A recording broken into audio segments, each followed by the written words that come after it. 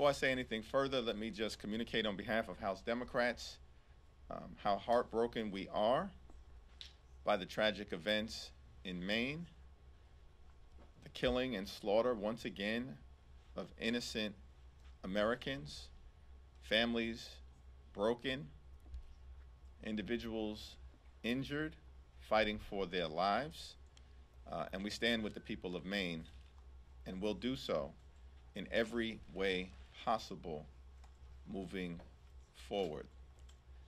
It's also important that we stand by our law enforcement individuals, the law enforcement community, the first responders, because there is an active manhunt underway.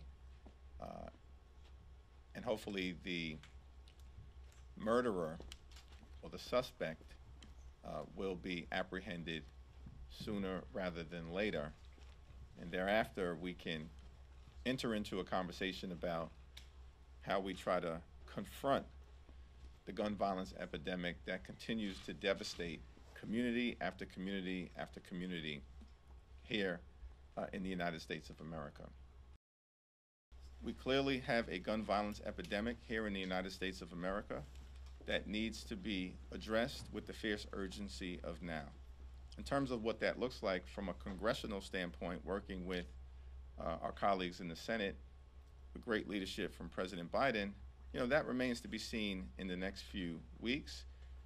Right now, I think our focus is on making sure that we are there for the people in Maine who've been afflicted by this tragedy, and that the suspect who was on the loose is apprehended. Thank you, everyone.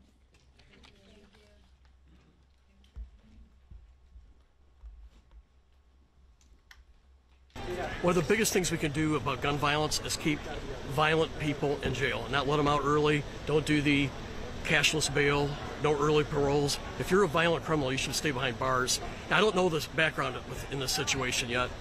Maybe some people do. But that's the biggest thing we could do. I mean, in Washington, D.C., the chief of police said the average murderer has committed 11 violent crimes before they murder.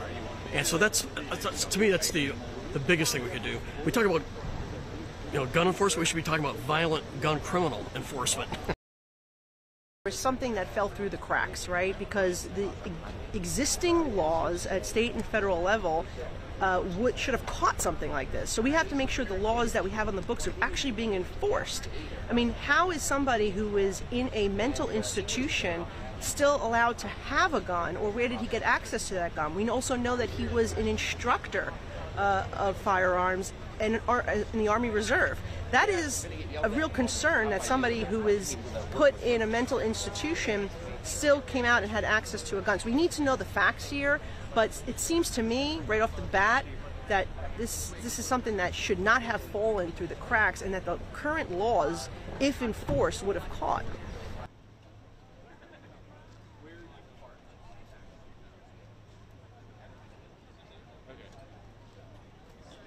Okay. Should we meet you when you're walking out?